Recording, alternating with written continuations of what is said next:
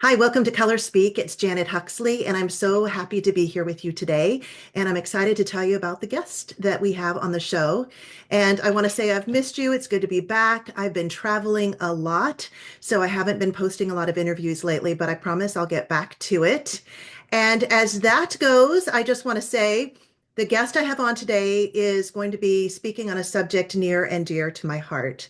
So, the whole purpose of Color Speak is to invigorate you, to encourage you, and to give you the best perspective at living the most optimal, healthful life. And that is not only spiritually, but physically and emotionally too.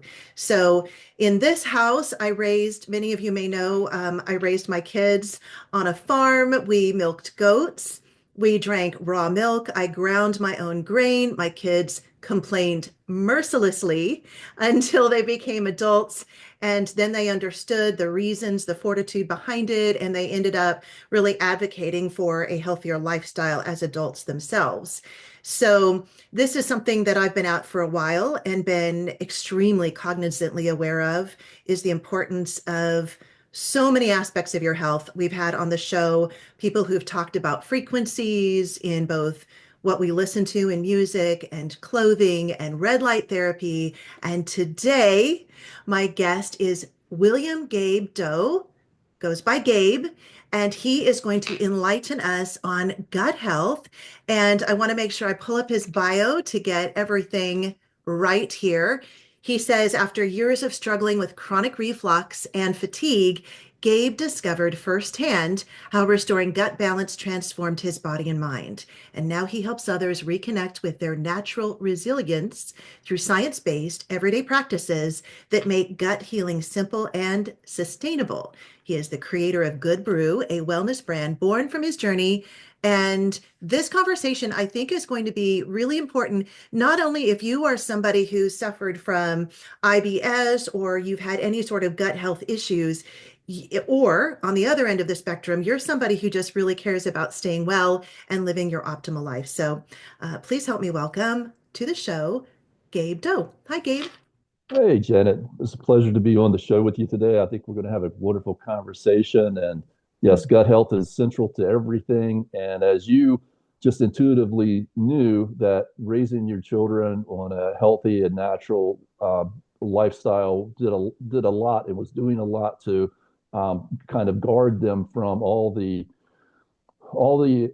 insults that we're doing to our bodies through the modern world. So whether it's medicines and antibiotics or pesticides, preservatives, toxins, all of those things are impacting our health, and they're especially impacting the gut microbiome. So every generation from especially from the time we've had antibiotics in heavy use, we've seen a decrease in diversity amongst the population when it comes to the microbiome. They look at indigenous people, tribal people around the world today, and they still have much more diverse microbiomes. And so you knew exactly what needed to be done. And so yeah, it's very important, and we're gonna have a great conversation. Yeah, I'm going to love this. And let me just add, I'll underscore the fact that at the time that I did this, I was looked upon as a real weirdo, freaky, hippie kind of person who, Uh, my gosh, you would have thought I told my pediatrician we were serving our kids yak milk or something. I mean, it was so wild. And I get it. I get that there has been really what's highlighted is those problems where people haven't cared for their milk properly or they've gotten E. coli or something, and that is just not normal. Most people around the world, for example, drink goat's milk, and much of that is raw, and it is so good for you. Raw cow's milk is so good for you too. So I didn't, yeah, it's amazing that we're now really coming into this knowledge. So it's Yeah, yeah, it's sure, and it seems like there must have been some sort of psyop on us all, because if you go back, it wasn't that many generations back that's what all of our ancestors were doing, you know. And when I was growing up, we weren't raising any goats or anything like that. But my obviously my grandmother grew up on a farm, and my dad's family, they had a little farm that they had when he was a kid. So my dad was pretty conscious of of all the stuff that was going on. At least we didn't have sodas and things like that in the house. But yeah, it didn't take very long for us to go from everybody living on farms basically to, to, wow, this stuff is weird, to now coming back to be like, oh, wait, no, that is the right way. And when you think about the gut health and when it comes to things like goat's milk and those sorts of things, everything that we have to put on the shelves in grocery stores, that's dairy related, obviously has to be, pasteurized, unless it's like cheeses. And fermented cheeses are a really great way to help support your gut microbiome and to eat healthy. And I think goat's milk specifically, I eat a lot of goat's cheese. Is easier for the body to digest than domesticated cows. But anyhow, yes, I think that's all very, very, very important. But the pasteurization of many of the dairy products and many of the products that we, in theory, should be really good for your gut. Really, when they test them and look at them, there's no way for them to contain really much probiotic in the way that they would if you were making it at home. And that's another important thing about the gut. I know we're going to kind of go off all in directions. You've got some questions, but there's a lot of people now who are starting. I say a lot. I mean, relatively, it's sort of becoming a thing of people getting these little yogurt culturing setups at home, and that is a good way to make your own yogurt at home, and then take some probiotic that doesn't survive very well on the shelf, and put that in your yogurt so that you culture it yourself, and you'll have better success with actually getting some of that colonizing probiotic into your gut. But we'll talk about that in our product and the difference between transitory probiotics and colonizing probiotics. I'm excited. And you used the word psyop, which I was thinking, oh, this is great. You fit right in so well with my audience. Yeah. We have discernment, and I love that discernment is growing and more people are coming into the knowledge. So on so many different levels. Tell me, William, not William, Gabe, how did you get into this? What was the catalyst for you? Well, I mean, I don't want to take up too much of the time because it's such a long story on that exactly, but I'll just say that it was a point where I was in graduate school and I was working at the Office of Technology Transfer at the school, which is where they handle the patents. And I had a couple of patents related to some seafood technology that I had worked on. And so I was kind of in the food technology area. And we were having a conversation about a researcher who was working on multiple sclerosis. And this person himself was working on just the disease in general. But in talking about that, there was something that really hit me at that time, was that one of the theories that was sort of fringe, but was going to gain traction and now has gained a lot of traction, but at the time was fringe, was that somebody was observing that people in the developing world really didn't have MS. You didn't see it hardly at all in Africa and other places. And some people would make that correlation to vitamin D and those sorts of things, and they could certainly be part of it. But he was making the correlation between the gut. He said, these people have much more diverse microbiomes, and there's something related to multiple sclerosis in the microbiome. Now, obviously, there's a ton of research on just the gut-brain axis, both for everyday importance of the gut microbiome and the brain, but also for longer-term issues like dementia, Alzheimer's, Parkinson's, all being related to the gut and the gut microbiome. So working on the food technology that I was working on, that little story of the conversation really stuck with me. And then a few years later, I started coming across some things that I wanted to put together into a product.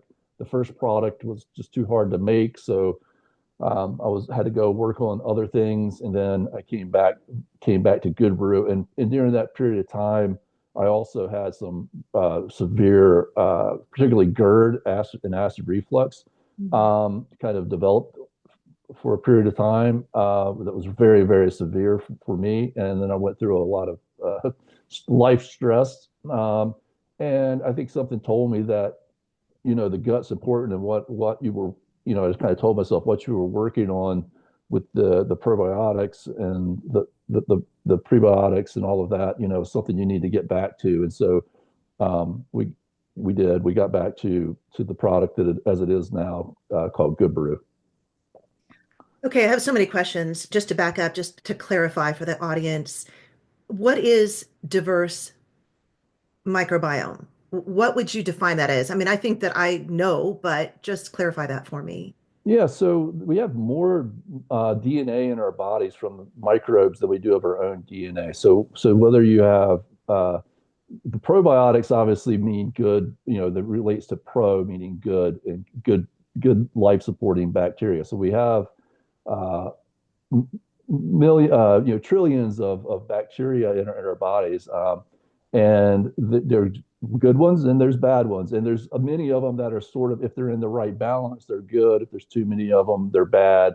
Pathogenic even, disease causing microbes. So a more diverse microbiome when we're talking about the gut usually means more species of the positive probiotics. Okay. And there was many of these species that they feel like, even all Westerners, people, in Europe and the United States had, it's pretty much like 99% of people had, that now they only see maybe less than 50% of people having. And they think that many of these probiotics were really essential to our health. And when we look at people in developing worlds where they study their microbiomes, they have a very many more of these microbes, and the microbiome is unique. Your microbiome is unique to you as your thumbprint is, but it's definitely correlated to family and the people you live around and geography. And as you go out from your family, that gets more it changes, it gets more diverse. But some of the interesting things about this, however, are that the microbiome plays essential roles in our health, not just secondary roles or tertiary roles, primary central roles in our health. And so if we're missing some of these functions that the microbiome plays, we will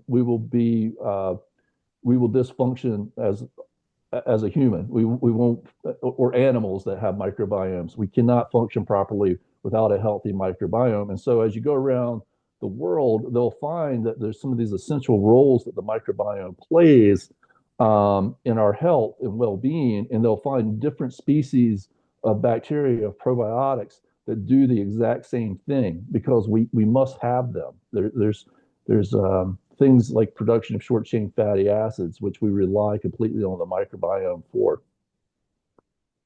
So, and I guess I should say, I think I would plan on talking about this at some point, but I think this would be really important, especially in the conversation with you, is that we inherit our microbiome from our mothers at birth. And so this is really important, right? So people are trying to take pills and eat all these different foods and to add to their microbiome, and that's a challenging thing. I think it does happen, at some level, but it's a very challenging thing to actually add back microbes. So we inherit the microbiome from our mothers at birth and during nursing. So this is so important that the body there's actually signaling that goes on in the mother that tells the body to send microbes up into the mammary glands so that the child can actually get probiotics during nursing. So, and we know that children who are born with C-section, those people have much less diverse microbiomes, and there's health issues related to that. So there's lots of evidence for this. It's not a questionable thing or a theoretical thing. It's an absolutely proven thing. So thanks, moms, and there's ways to support that microbiome, the ones that we get at birth. Yeah, for those of us who are fortunate to have been breastfed and who have breastfed our own children, that is amazing and obviously very affirming. And it gets back to the PSYOP that you spoke about, because there was a concerted effort back, I guess, about 60 years ago to convince mothers that breastfeeding was not the best course of action. And there were mothers that actually chose to bottle feed and use formula simply because they were told by the establishment that that was no good. So I'm sure those folks are feeling frustrated, much as some of those who are now hearing about the influence, the harm that the COVID shot caused. But I bet you would argue, and I think we'll probably head in this direction, that there are remedies for that. But before we go there, I wanted to talk about the fact that antibiotics, from what I was able to ascertain, really is largely to blame for this decrease in the diversity of our microbiome. Is It that right? was it's definitely where they could draw a very strong line of where the modern gut has started to become the what it is in the Western world was when we World War II basically is when antibiotics became very prevalent. They did a very important role, and we've all benefited from antibiotics. But it's like any technology;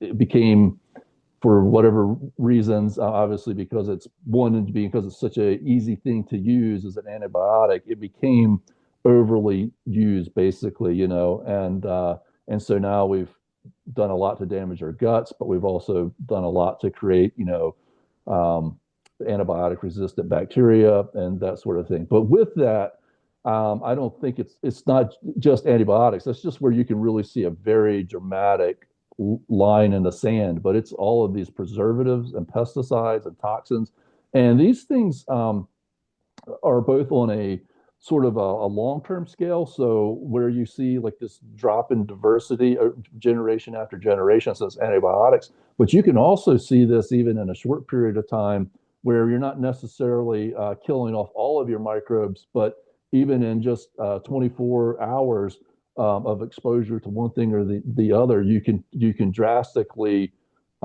suppress the probiotics, and allow the bad bugs to kind of take over. And once that happens, you're in a state of dysbiosis. And dysbiosis is very hard to get out of because the microbiome actually creates the environment that it wants to live in. And so when you're in homeostasis and things are in balance, the good microbes are producing the kind of environment that the good microbes want to live in, most largely in the lower intestine.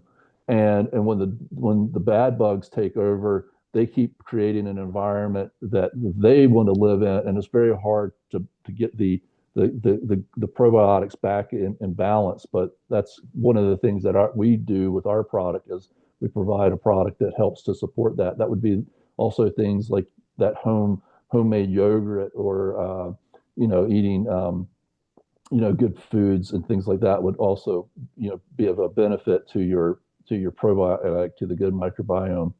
But yeah, the Bacillus coagulans that we use it's a probiotic that in combination with the prebiotic does a very good job of helping to support that microbiome. So yes, diversity I think has been the result of antibiotics, but also pesticides and toxins and preservatives, and just also a big change in diet. If you consume sugar, so we know how bad sugar is for us at the levels that we consume it, and it's in everything. That not only has like just a direct metabolic effect by the sugar getting into the bloodstream and having a whole cascade of effects on cellular metabolism and eventually insulin resistance and that sort of thing. But that sugar also affects the microbiome. So if you feed your microbiome sugar all of the time and high fructose corn syrup, it changes the microbiome. So you'll end up with a lot more of this bacteria that feeds on that sugar. And then that also creates at least a less diversity. Now that might be the kind of diversity that you can change just by changing your diet and doing some things with time, but you also are causing damage because the microbiome probably plays a bigger role in things like metabolic disease directly than we've given it credit for. We've probably oversimplified that whole process, but at the same time, the microbiome, when it becomes like you can do the same thing by just eating like a carnivore diet and without fiber. You'll also shift the microbiome to something that's just you have a overabundance of these microbes that just feed on those meat products, and you're missing all these microbes that do much other essential roles that support nutrient absorption and immune function and digestive health. So you can have lack of diversity that's the result of antibiotics over time, and you can have lack of diversity because of your lifestyle choices as well. Um, so there's so much to unpack there. And I'm glad that you mentioned the fiber is important because a lot of people are carnivore, carnivore, carnivore. And it would seem illogical to my mind. You want to have a good balance of things. Um, It's an interesting topic of conversation now, what, a week and a half away from Christmas, and we're all thinking about Christmas cookies and that kind of thing. So there were a couple of things I noted, and I want to back up a minute and just ask you to define what is the difference between high fructose corn syrup and sugar? And then is regular sugar, obviously regular sugar would be a step above that, but what about raw sugar or coconut sugars, those kinds of things people are using as alternatives now? Does that still affect the microbiome? Well, yeah, I think any sugars. So there's, the sugar is a very broad range Yeah. compounds. But when we talk about like sucrose and fructose and these sorts of things, and then some of the sugars that that are naturally occurring sugars that we can't digest, they all affect the microbiome. And then, of course, even like artificial sugars and sugar alcohols, they affect the microbiome. And you're going to change the microbiome with any of these things. But just keep in mind that the microbiome that we get from our mothers, unless we've really killed that off ourselves because of some sort of like antibiotic regimen that we might have had to gone through or something along those lines, you can usually build that microbiome back up. Whatever it is that you got at birth, for most people that's there, but it might be really suppressed, and you're in dysbiosis.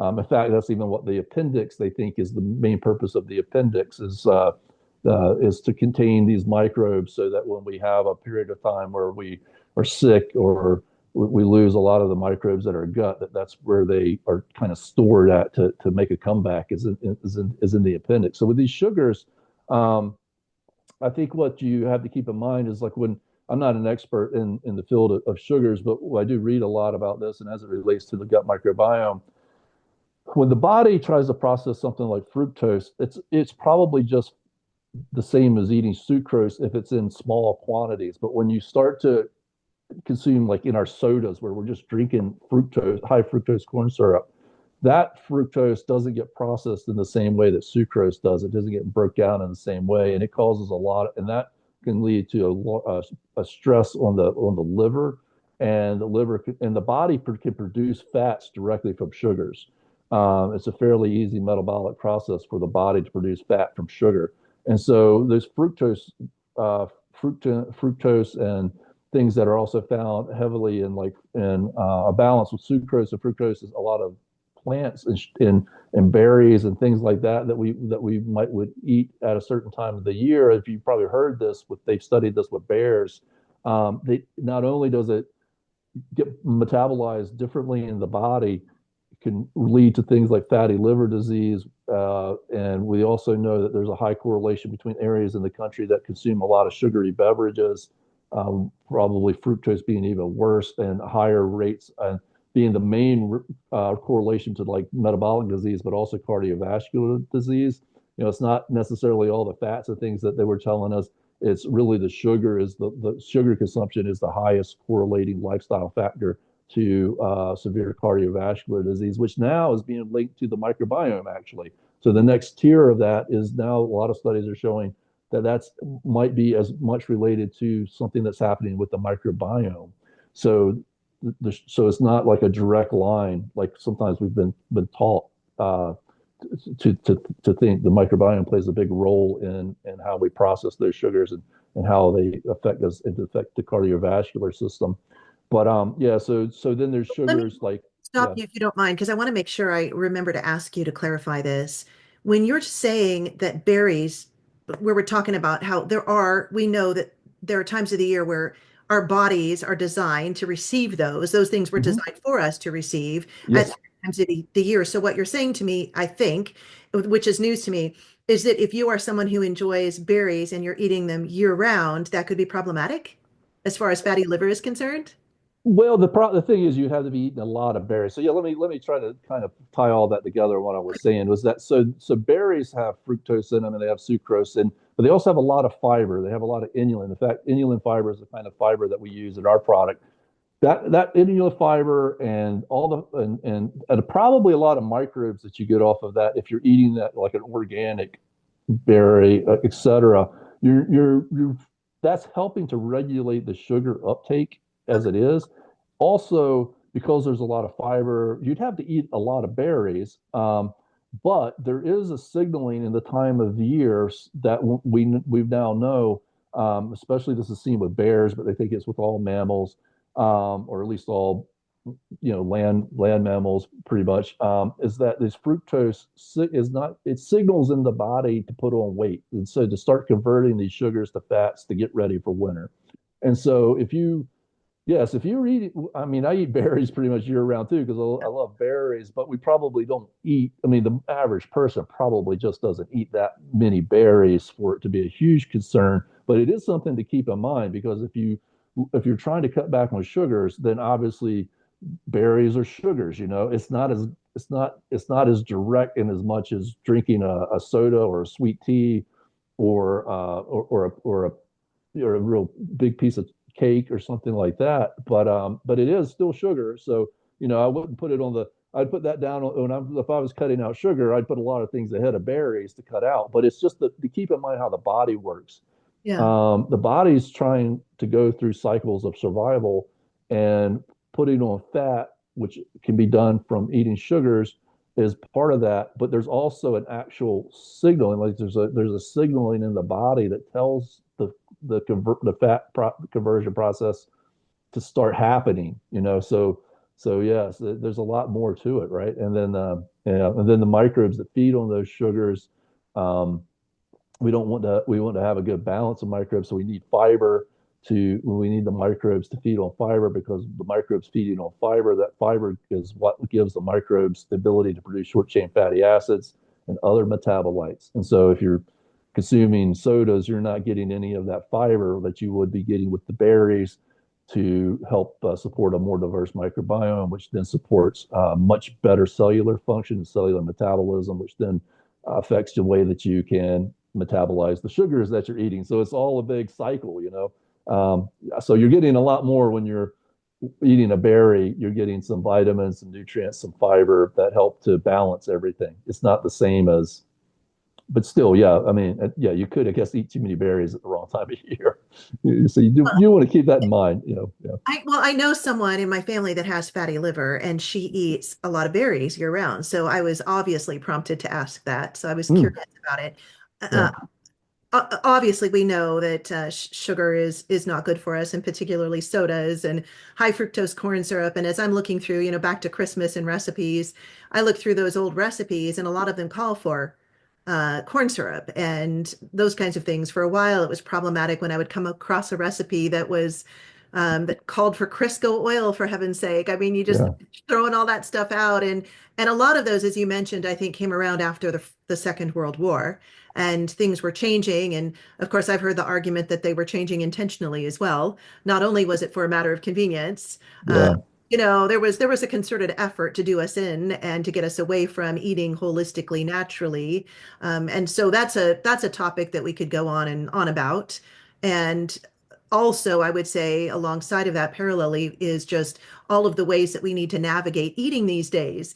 But what I'm hearing you say ultimately is it's really just a matter of balance and common sense. And you have some solutions for us, including one that you've come up with yourself. So tell us about that. yeah. And I would agree. As a younger person, I didn't think of it as being so much of a concerted effort as it was just people doing the wrong things with technology that we had, not in an innocent kind of way. But the more I hear these stories, the more that comes out, especially when you look at things like the Heart Association and how the backing came from the sugar industry. Obviously, a lot of things in the medical industry, things that we've just seen very recently, and on just a horrific scale related to COVID and the pandemic. Yep. Yeah, I'm much more of a believer now that many of these things were done with premeditation, for Yes. whether whoever their interests were. But yes, so So now I guess I've almost forgot your question. Well, I mean, and let me back up because I'll ask it again. And since you mentioned it, that it was premeditated. So for a while I thought, okay, when you think about history and sugar and the way sugar operated and the sugar plantations and the slave trade and all of that, and you consider how people during the Civil War time they locked their sugar up. It was considered their greatest, commodity. It was like gold. It was under lock and key. And therefore, as we came out of, to my mind, a couple of world wars and the rationing that we all endured at that time. Of course, I wasn't alive, but I heard those stories from my grandmother, my mother. Then we moved into this time where we're no longer rationed, and it's kind of like a free for all. It reminds me of, and I don't think he'd mind me saying this, my son, I did not allow my children to have soda growing up. And my eldest son went off to school, and he was like a drunken sailor at school because he all of a sudden had, free soda. I mean, he could fill up a cup all of the time. And it was highly problematic to me as the mom. And I saw that, of course, with a lot of his siblings.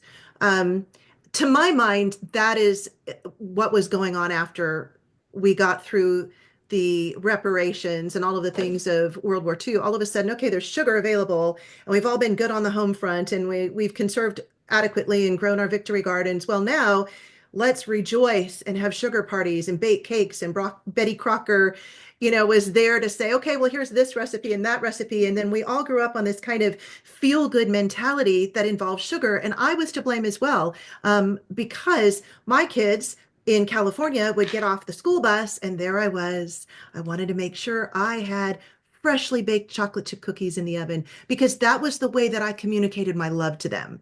Yeah. That was what felt right. That was what I had been indoctrinated into. And so my sister used to laugh and say, I come into your house, there's always a cookie jar full. Absolutely. And then as I became more and more knowledgeable on what was best for my family, I was decreasing that all the while. Now, I grew up in a time where my mom always had a dessert after each meal, like, what's for dessert? And finally, I started telling the kids, no, we're not having dessert every night. I'm not going to have this readily available. And it's hard. There's some tension there, especially this time of year when you equate good times and good feelings with sugar and with those kinds of things that aren't necessarily so good, but because they're tradition, they feel like comfort. Yes, absolutely. Yeah, with sugar, you're spot on. I mean, the amount of sugar that we produce and use in the world is mind-boggling. And sugar does have addictive qualities. There's reasons for that. And one of them is that sugar signals to us that food is safe to eat, from what I understand. So that obviously is something that in the human mind is going to be really easy to trick and play on. So if we're in the wild and we're foraging and we find something that's sweet, especially that certain kind of sweetness that we can distinguish between, it's an indication that this is safe to eat. So whereas bitter foods, many more bitter foods are toxins, so we have to have more discretion in learning which ones of those we can eat, which ones we can't. As a kind of a survival thing to just know that we can eat sugar, not to mention that it's a fast source of energy. And if you go down to Mexico, and where I used to go with the seafood product that I was working on, I did a lot with crabs. And there's a lot of down on the both coasts of Mexico, but the west coast of Mexico has a lot of the similar crabs that we have here in the United States. And anyhow, we would go to these towns. A lot of these towns were built as sugar plantations, and they were massive mansions and from back in the old days, from back in the colonial times.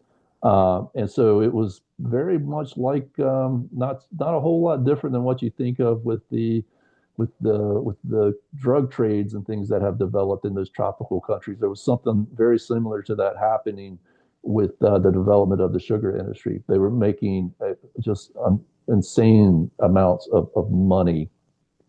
These plantation owners were making, and they really wanted to encourage, and it's not very hard to encourage the use of sugar, but cheap sugar spreading around the world was a very profitable thing to encourage. So Yeah.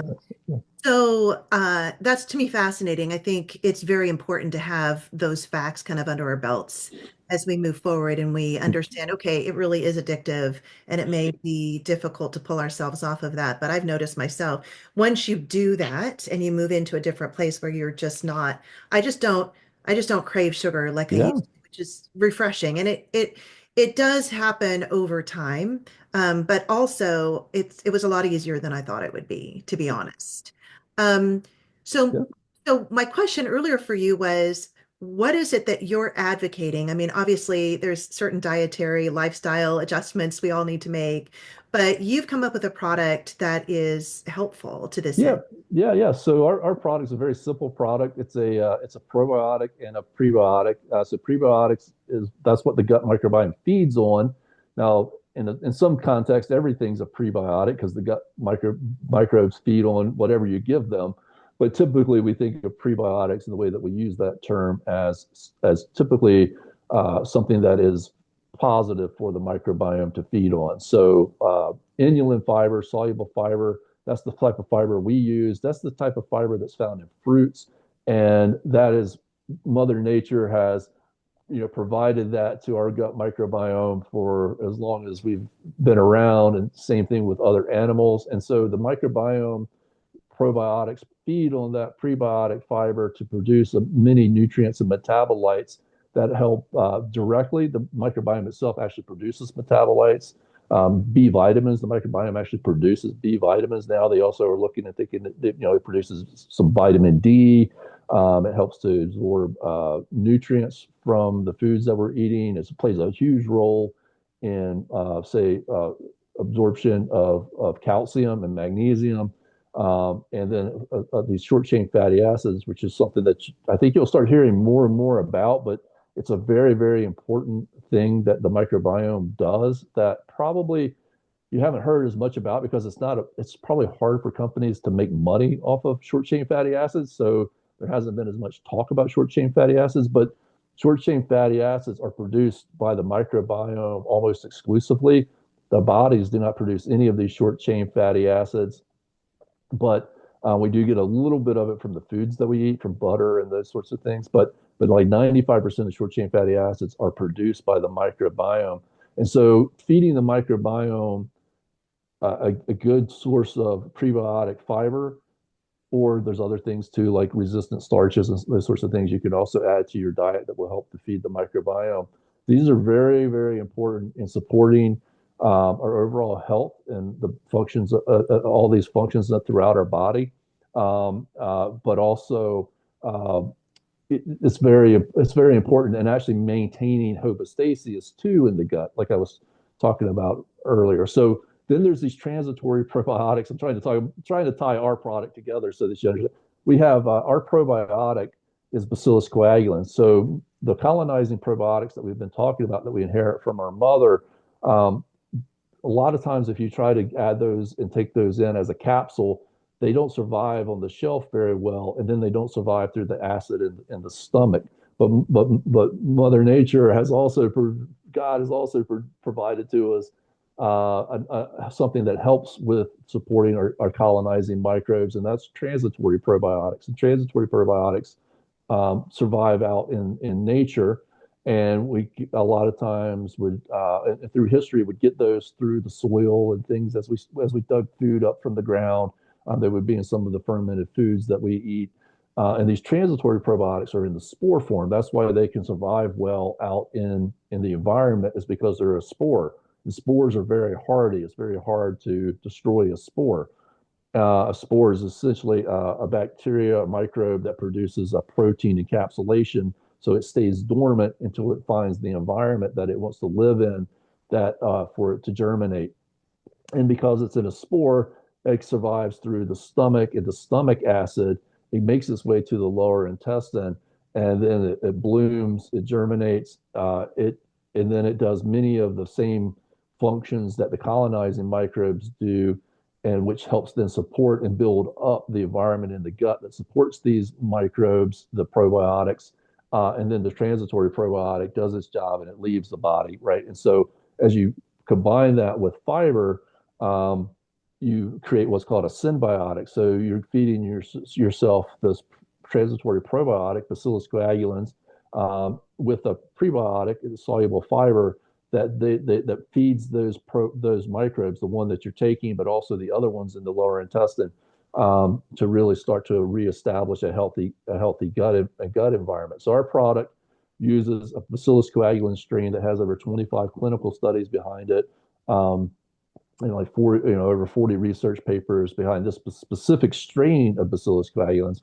And then there's hundreds, if not over 1,000 papers that have been done on Bacillus coagulans as a species in general and all the benefits that it has for our health. So with our product specifically, this strain in and of itself has been shown to increase protein absorption by up to 20%. And that's because the microbes play a huge role in breaking down proteins. So we think about, we eat food, it goes through the stomach, it starts to get broken down in the stomach, it gets into the small intestine where it starts to get broken down by enzymes that are produced by the body in the microbiome.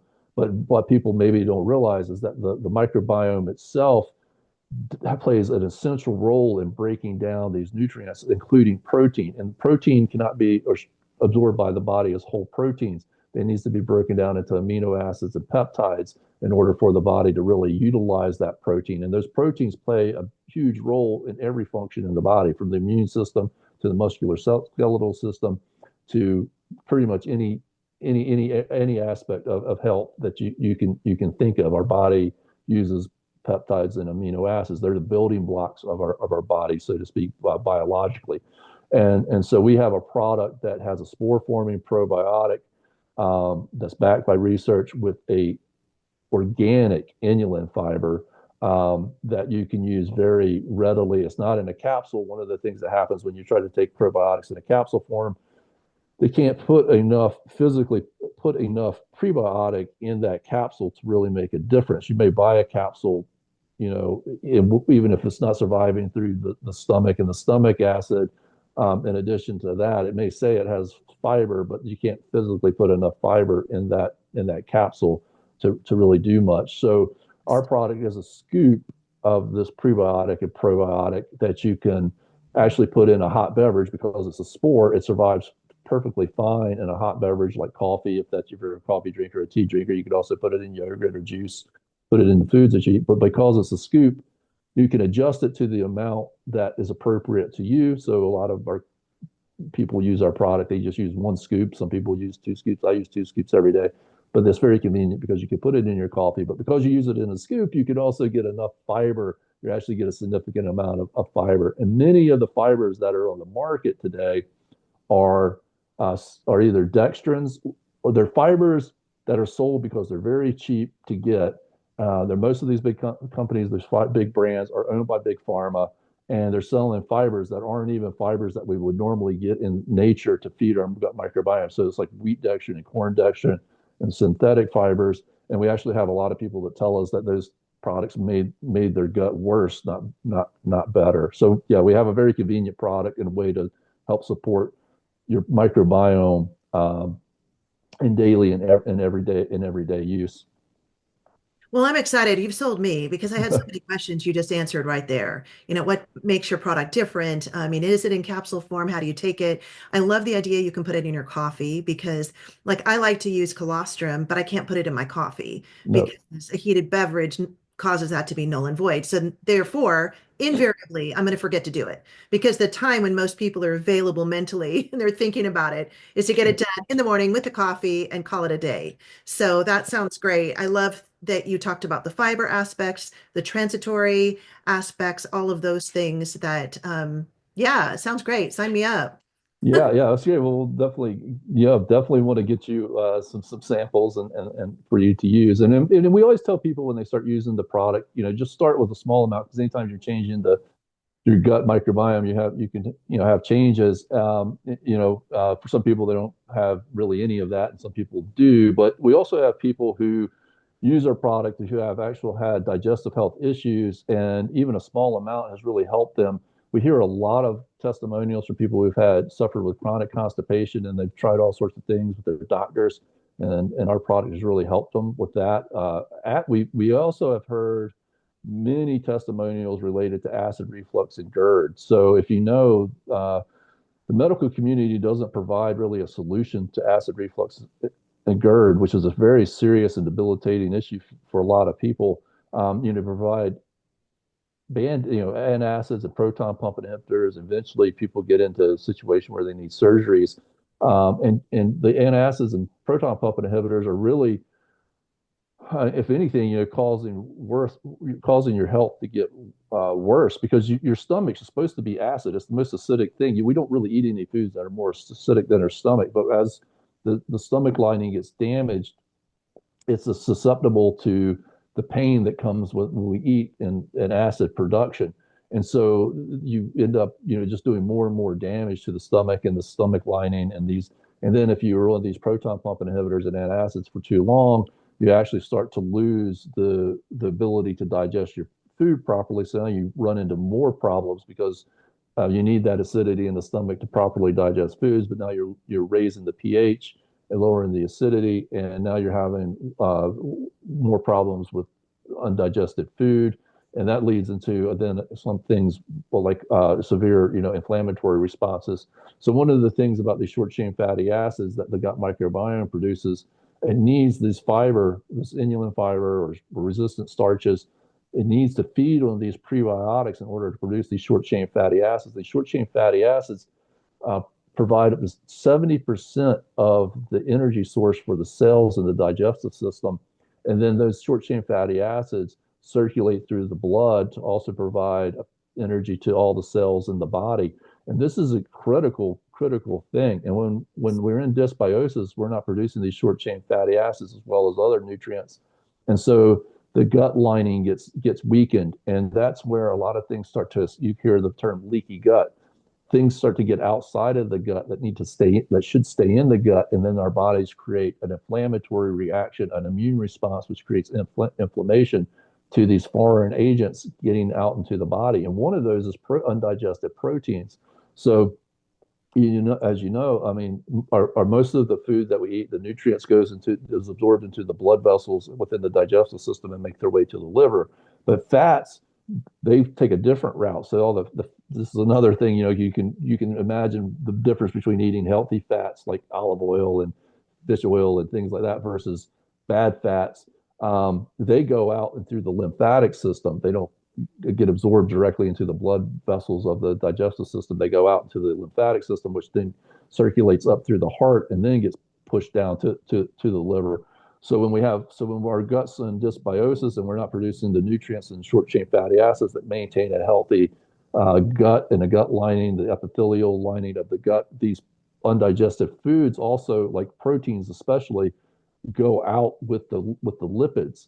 And when they go out of the system with these lipids and through the lymphatic system, the body the immune system targets these proteins as foreign agents. So we produce antigens to these proteins, and then that causes this cascade effect of inflammation, which gets into all sorts of chronic disease. So it's multiple things going on there. It's the digestion of these nutrients and proteins directly, but then it's also the health of the digestive system and the gut in and of itself, and how it's allowing these things to make their way through the digestive system.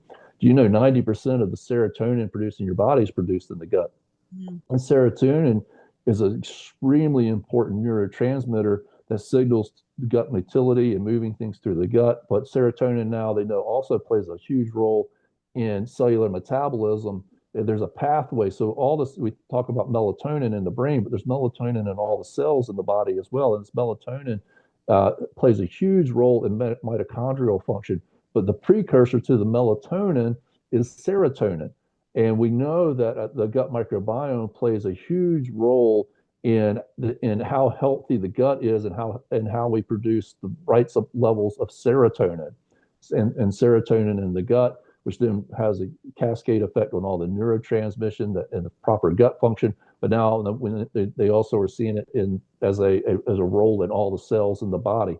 So if you have dysbiosis and poor gut microbiome, we know that then that dysregulates the cells in the gut, and then we have dysregulated serotonin production, which then has all these really, if you have good serotonin production, good positive effects on our health, and poor health if we have poor serotonin production. But then this even gets into this gut-brain connection, because There was a mouse study done that was kind of famous back in like 2010, where they showed that these mice, depressed mice in a pool of water, would just sit there and drown. Whereas if they fixed the microbiome in these mice, the mice would start swimming again and looking for safety.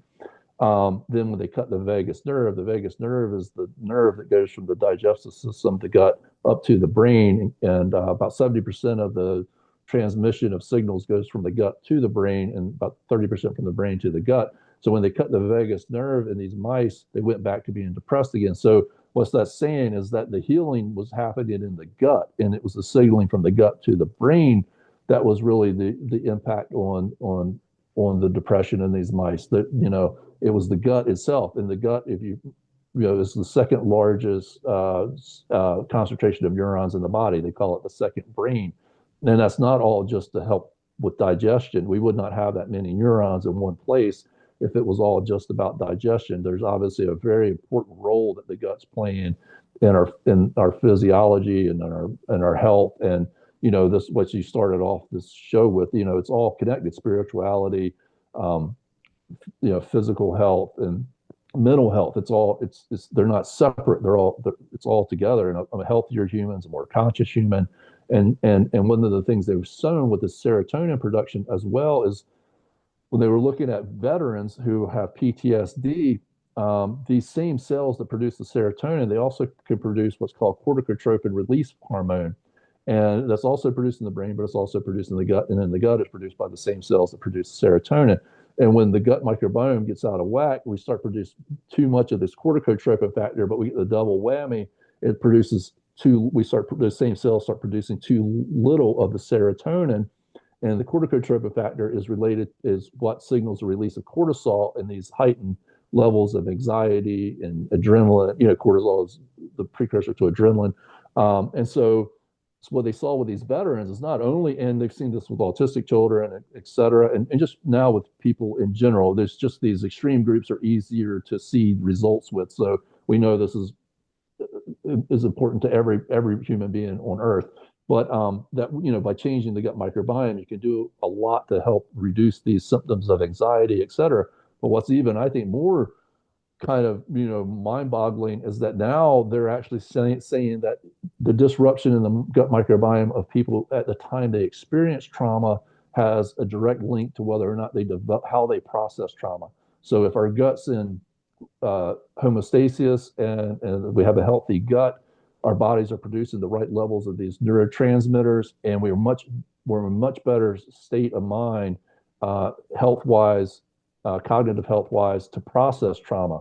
And so we're much less likely to develop long-term symptoms of experiencing trauma like PTSD or just other long-term stress and anxiety that could come from trauma. In other words, we're more resilient to stresses in our life just by having a healthy gut microbiome. So when they looked at cohorts of veterans, this was specifically told to me by a Vietnam veteran who was a retired dentist. So we started talking about the gut, but then I looked into it more, and they're seeing this with Gulf War veterans, et cetera. But that they actually think that when they look at two groups of people, one of the biggest difference was, what was the state of the microbiome at the time they experienced that trauma in the groups that did not develop PTSD versus the groups that did develop PTSD. Very well likely might be that. And in the case of Vietnam, they're trying to really say, was this the result of Agent Orange? Because there was so many Vietnam veterans that developed PTSD. And we know how detrimental Agent Orange was to life in general. They think that might be a correlating factor, that the exposure to Agent Orange made some veterans, Vietnam veterans specifically, much more prone to developing PTSD. But I was talking to a retired vet not too long ago who served. He was like on and off through the whole period of time in the Middle East for like 20 years. He told me he got something like, I think he said he got 140 vaccines during that period of time. It was over 100. I think he said 140. So these vaccines and other medications, they also have a huge impact on our gut and our gut microbiome, as well as other things in the body, changing just the immune system and everything. But we know too that these vaccines really affect the microbiome. And also, just in relation to that too, with SSRIs, no, there hasn't ever really been any great study. In fact, that research that was released a couple of years ago that showed that a lot of what the research that SSRIs were based on was based falsified research. I think you saw that came out a few years ago. But one of the things with SSRIs is that they do seem to help people with IBS, and people who have some sort of behavioral disorders or mental disorders have really high levels of IBS. So when SSRIs might be helping people now, is a much more evidence that they're helping their gut than they're helping the brain, because these people might be really in dysbiosis and they're not producing good levels of serotonin in the gut. And so when they add the SSRI, they're maintaining it's maintaining serotonin in the gut. In other words, it's supplementing or allowing the body to not use up what serotonin it does have in the gut to help then relieve a lot of these digestive issues, which then is affecting, like going back to the mice, the gut brain axis, and is allowing for the serotonin in the gut to maybe be the benefit of the SSRI. So the moral of the story there might be that we need to do a lot more with focusing on the gut to help people, as well as many other things with mental disorders. And RFK actually posted something about that not too long ago, about all these studies that show that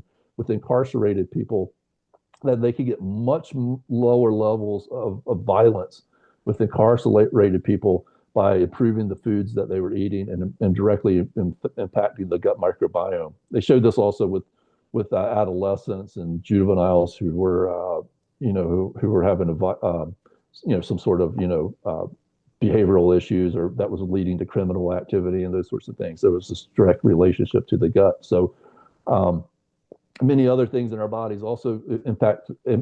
But a lot of times, if you look, let's say, like if you find some toxin or something that's having some impact on the body that's then causes some behavioral issue, a lot of times the pathway or what eventually is happening is some aspect of our bodies is being impacted in the same way that it would be benefited by a healthier gut microbiome. So we're kind of leading back to the same different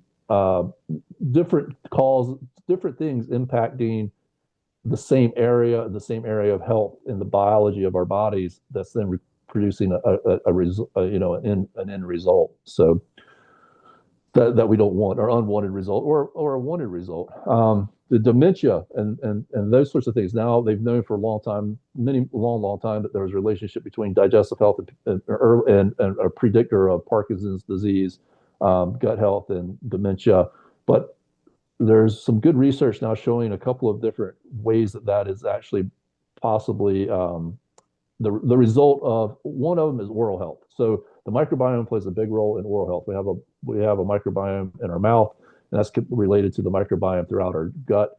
And they're seeing that these bacteria that cause gingivitis and cavities and those sorts of things translocate to the lower part of the digestive system, where they start to produce these toxins that get outside of the digestive system, get to the central nervous system. Even the bacteria themselves get into the central nervous system, and then that causes the immune responses and the amyloid plaque buildups that then end up being Alzheimer's disease. So it's actually the microbes that translocate and start to cause the immune responses that lead to Alzheimer's. But with Parkinson's also, they will also make a correlation between the gut microbiome and B vitamin production. So they were seeing with Parkinson's disease patients that they are having a problem with the way they metabolize iron in the brain. And then they went downstream and they made the connection between that and the B vitamins. The B vitamins play this huge role in cellular metabolism and the way that we metabolize many things, but iron being one of those. And they were making this correlation. This is, a paper was done on this, that there's a theory that it's dysbiosis, the lack of certain microbes in the gut mean that we produce less B vitamins, and eventually that lack of production of B vitamins affects the way that the body and the brain is able to metabolize iron, which then eventually can result in Parkinson's disease, or at least that's one way. I mean, there's probably multiple ways that we end up, prone to Parkinson's disease, but that's one that's a pretty good theory. It could also be that if your brain is damaged, like say with some sort of actual physical trauma, or like a boxer, boxers are known for developing Parkinson's or some sort of neuro disease like that. That also might be an indication that that they've in another way disrupted the cell's ability to handle and metabolize something like iron. So you might be different ways of getting to the same place. But yeah, a healthy the microbiome might be really the forefront of at the forefront of really dealing with a lot of these chronic diseases. And so fixing the microbiome, and we also, you probably have read something about like fecal transplants. And so if you need any better evidence of how important the microbiome is to humans, look at the research around fecal transplants. I mean, it's shocking how fast that could help to help correct and heal certain diseases, chronic disease, and even mental disease is that. So if you need, if you need any further evidence of how important the microbiome is to your health, just look at that research. Oh, yeah. I mean, I think there's a preponderance of research that's hard to reject. Yeah. And I just hope that more and more people take the time to do it instead of relegating their input to what the mass media is saying, or someone that is opinionated without having the opportunity to back up what they're saying. Um, I think you're right. I think it's absolutely at the forefront. As you're speaking, I'm thinking about all the things that we've learned, things that we've already talked about, like red light therapy and what it does for the mitochondria, like just therapy in terms of what you're listening to and the frequencies. And I had a guest on that we talked about all of those frequency issues and the absolutely premeditated distribution of a frequency over another that causes anxiety when we listen to radio or television or what have you, to the difference between that and, let's say, listening to Bach or Beethoven or even some of the Gregorian chants. Where we get back to the foundations of those things that we've been given, whether it is food or for medicine, herbs, and music, and even just the frequency of the clothing that we wear they all play a part. And I think there's a cognitive global awareness of the importance of getting back to a simpler way of thinking in terms of what our God has given us to survive this planet and to survive it, not just to survive it, really to live life abundantly. And it sounds to me like you're just leading the charge on that. And I so appreciate it because the world needs it. We need to hear this kind of thing. So I want to make sure that I get your information up. I'll have you tell everyone about that again. I did have a question for you. Is your product third party tested? Because people always want to know about that. Yeah, so our food, our product it's really a functional food. So we're not really a supplement. So we wouldn't be on the same channels as that. But our product is organic, or we only have used two ingredients. We use no preservatives, no processing aids. So we use an organic inulin that's USD certified organic inulin, and a probiotic that is comes from a manufacturer in Ohio. It's the only place where that strain is cultured. It's a very well established product and company. It's owned now by Kerry Group. So the big the Kerry Foods, they bought the company that actually makes that strain of probiotics. So that's a very well regulated production facility for our probiotic. And then we produce the product here in Denver at a certified USDA, every certification that they could have for food manufacturing here in Denver. So we use two ingredients, no preservatives, no additives. We actually use a moisture control little silica gel pack rather than using any kind of processing aids or that sort of thing. So That's so good. everything is certified and well inspected, and yeah. Well, good to hear. And I just wanted to make sure I covered that because we talked about the differences between your product and others. And certainly you articulated that well, but that was the final thread that I was thinking. I just want to make sure I clarify that. How do we get a hold of it? And oh, wait, one more thing. I would assume you're a pretty healthy guy. You don't get sick much, do you?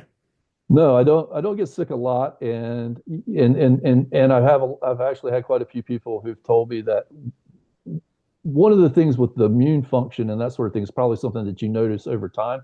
But I actually have had quite a few customers now who have been using Good Brew for a while, and they're like, I'm just not getting sick as often, and they kind of attributed that to better gut health or whatnot. So yeah, you definitely can tell that you are more resilient to getting sick, but also not getting as sick, right? So Yeah, for the way sure. you recover. You also will notice that I've noticed that a lot with also muscle recovery. So it's protein utilization and that sort of thing of a healthier gut microbiome. A lot of people will notice that as well, and say like less soreness and that kind of thing after physical activity.